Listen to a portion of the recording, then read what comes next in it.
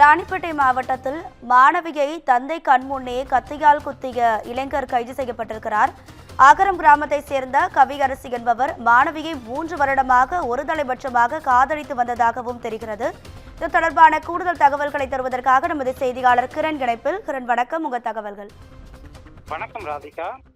ராணிப்பேட்டை மாவட்டம் கலவை அடுத்த மேல்நாய நேத்தம்பாக்கம் கிராமத்தைச் சேர்ந்த கல்லூரி மாணவி விலாபாக்கத்தில் உள்ள தனியார் கல்லூரியில் ஆங்கில லிட்ரேச்சர் பாடப்பிரிவில் 3ஆம் ஆண்டு பயின்று வருகிறார்.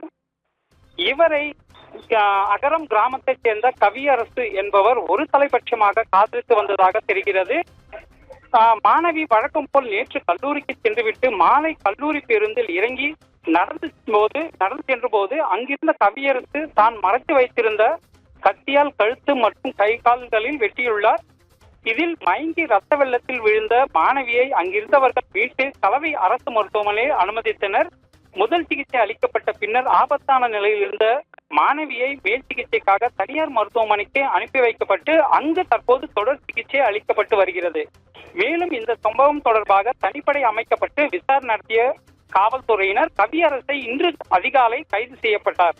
தற்போது அவரை வாழைப்பந்தல் காவல் நிலையத்தில் வைத்து விசாரணையானது தொடர்ந்து நடைபெற்று வருகிறது.